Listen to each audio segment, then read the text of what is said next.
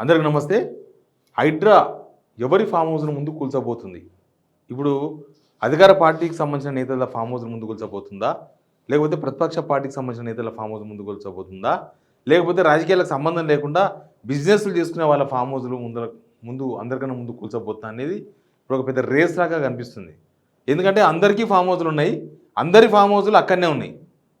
కొందరు ఫామ్ హౌస్లు ఏమో త్రిబుల్ జీవోలో ఉన్నాయి, చాలామంది ఫామ్ హౌస్లేమో ఆ గండిపేట చుట్టో లేకపోతే ఆ హిమాయత్ సాగర్ చుట్టో ఏనో ఎఫ్టీఎల్లోనో లేకపోతే బఫర్లోనో ఏనో దగ్గర ఖచ్చితంగా అతిక్రమింపబడి ఉన్నాయి.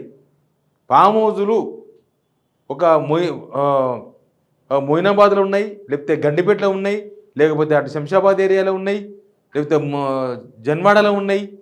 తర్వాత ఎక్కడ ఫామ్ హౌస్లు అయినా సరే ఖచ్చితంగా వాళ్ళు ఈ రూల్స్ అతిక్రమించి కట్టుకున్నాయే. అవి ఎఫ్టీఎల్ ఉన్నాయా, బఫర్లు ఉన్నాయా, ఉల్లంఘన చేసినరా? ఇంకా మిగతా చాలా ప్లేసుల్లో ఉంటాయి. అక్కడెక్కడో చాంద్రాయణగుట్ట అవతల ఉంటాయి కొన్ని ఫామ్ హౌస్లు, దానికి సంబంధం లేదు. లేకపోతే ఇంకెక్కడ అక్కడ ఉప్పల్ రింగ్ రోడ్ అవతల కొన్ని ఉంటాయి, భువనగిరి అవతల ఫామ్ హౌస్లు ఉంటాయి, వాటికి ఏం సంబంధం లేదు. అక్కడ కూడా ఏమైనా చెరువుగట్ల మీద కడితే అవి కూడా సంబంధమే. కాకపోతే ఇక్కడ బాగా ఎక్కువ ఫామ్ హౌస్లు ఇక్కడే ఉంటాయి. ఫామ్ హౌస్ ఏరియా అంటే ఇవే ఏరియాలు. వేల ఫామ్ హౌస్లు ఉన్నాయి, వందల ఫామ్ హౌస్లు కాదు, వేల ఫామ్ హౌస్లు. మనకి ఎక్కువ ప్రచారం చేసినవి ఒకటి ఉండే, కేసీఆర్కి ఫామ్ హౌస్ ఉందని, కేటీఆర్కి ఫామ్ హౌస్ ఉందని చెప్పారు. కానీ ఇప్పుడు అర్థమవుతుంది ప్రతి ఒక్కరికి ఫామ్ హౌస్ ఉంది. ఫామ్ హౌస్ లేని లీడర్ లేనే లేడు. ఫామ్ హౌస్ ఉంటేనే లీడర్ అన్నట్టుంది ఇప్పుడు. అయితే ఇప్పుడు ఎవరు ఫామ్ హౌస్ ముందు కూల్చబోతుంది? ఇప్పుడు ఎన్ కన్వెన్షన్ కూడా కూల్చిన తర్వాత నాగార్జునది ఇంకా హైడ్రా ముందుకు పోతుంది, చాలా స్పీడ్గా పోతుంది, అందరి ఫామ్ హౌస్లు కూల్చబోతుంది అన్నట్టుగా కనిపిస్తుంది నాకు.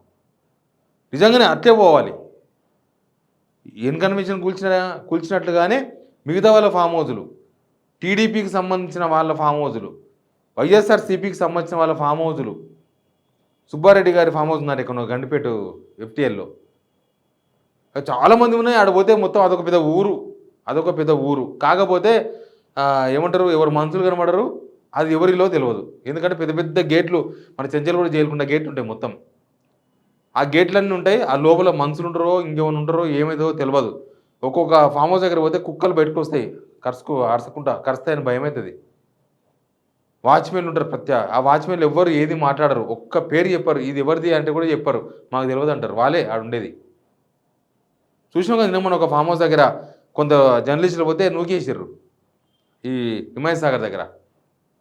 అందరికి ఉన్నాయి, మినిస్టర్లకు చాలామందికి ఫామ్ హౌస్లు ఉన్నాయి, మాజీ మంత్రులకు చాలామందికి ఫామ్ హౌస్లు ఉన్నాయి, మాజీ ఎమ్మెల్యేలకు ఉన్నాయి, కొంతమంది ఎమ్మెల్యేలకు ఉన్నాయి ఫామ్ హౌస్లు. రాజగోపాల్ రెడ్డికి ఉంది, కోమటిరెడ్డి రాజగోపాల్ రెడ్డికి ఫామ్ హౌస్ ఉంది. ఏడు ఉంది అని అంటే జీవోలో ఉంటుంది. వాళ్ళు హిమాయత్ సాగర్ ఎఫ్టీలకు వస్తుంది రాదా, కానీ తిరువలోకి పక్కా వస్తుంది. ఇట్లా ఇప్పుడు చూద్దాం ఎట్లా హైడ్రా ఏం చేస్తుంది అన్నది ఒక పాయింట్. మరి ఫామ్ హౌజులు కూల్చరా, ఎవరు ఫామ్ హౌజులు కూలుస్తారని ఇంపార్టెంట్. ఇక్కడ చూడండి, రేవంత్ రాజకీయ హైడ్రామా అనేది ఒకటి హెడ్లైన్ కనిపిస్తుంది. కానీ ఇందులో ఒప్పేమిటి, ఇందులో తప్పేమిటి? ఇది గండిపేటకు పోయే దారి. గండిపేటకు పోయే దారిలా ఇక్కడ కొన్ని బిల్డింగ్స్ కనిపిస్తున్నాయి, ఇక్కడ కొన్ని బిల్డింగ్స్ కనిపిస్తున్నాయి.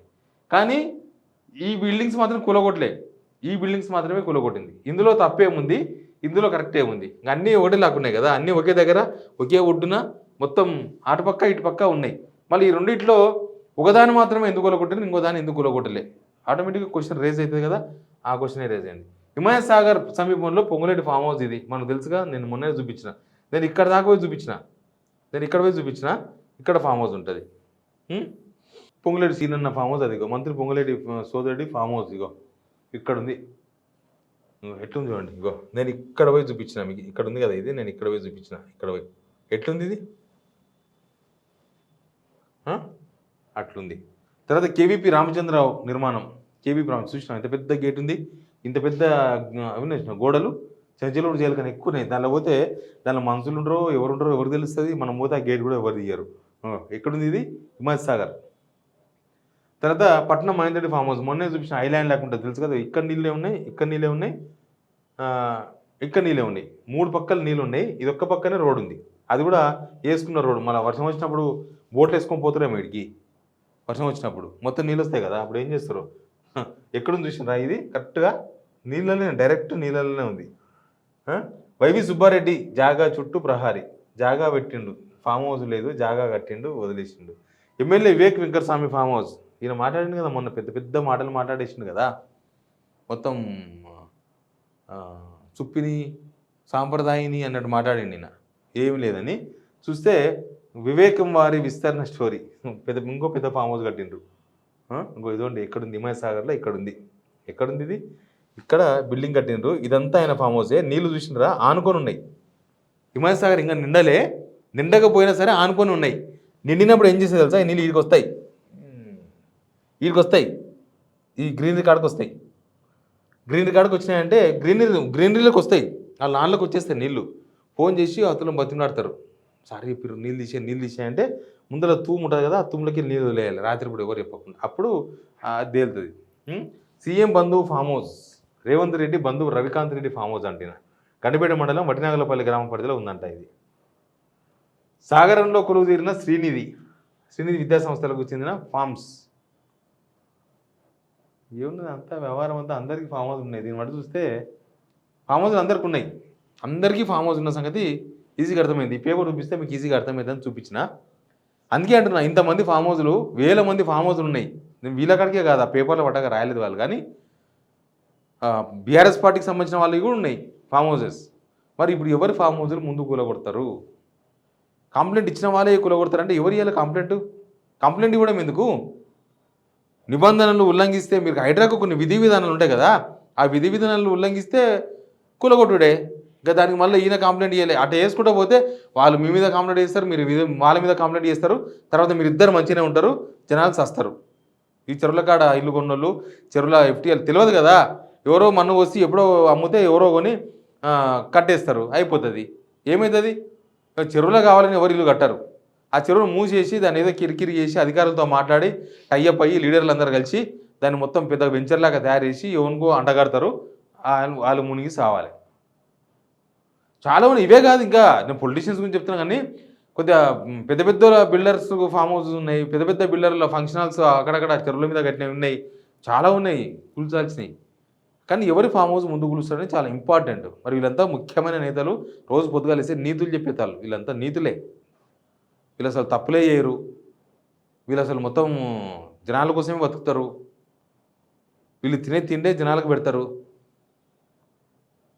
అసలు వీళ్ళు మనుషులు గారు, వీళ్ళ జీవితం కాదు, వీళ్ళు మొత్తం జనమే. ఒక్కొక్కరు అట్లా మాట్లాడతారు పొద్దుగాలేస్తే. ఆ ఫామ్ హౌజులు, ఆ పెద్ద పెద్ద కథలు.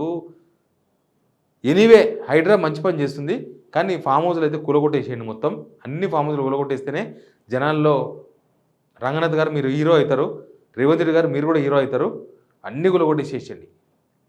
ఇన్కన్వెన్షన్ లాగానే ఫామ్ హౌస్లు ఫస్ట్ మీ మంత్రుల దగ్గర నుంచి స్టార్ట్ చేస్తే మీరు ప్రతిపక్షాలకు అవకాశం ఇయ్యని వాళ్ళు అవుతారు, ప్రతిపక్షాలకు అవకాశం వస్తుంది. లేకపోతే చూసినరా ఇది వన్ సైడ్ చేసిన రాజకీయ కక్ష అంటారు. కాబట్టి ముందు మీరు అధికార పార్టీకి వెళ్ళి స్టార్ట్ చేయండి. అధికార party farm house Lotus Pond చుట్టూ ఉన్నాయి కూడా చూడండి. లోటస్ పాండ్ ముఖ్యంగా చెప్తున్నాను నేను. లోటస్ పాండ్, హుసేన్ సాగర్ దగ్గర ఉన్న ఏమేమి ఉండవు చూడండి. హుసేన్ సాగర్ చాలా దూరం ఉంటుంది. హుసేన్ సాగర్లో 21 ఎకరాలు మొత్తం కబ్జా అయిపోయింది. దాంట్లో ఎన్నో కాలనీలు వచ్చేసినాయి ఇప్పుడు.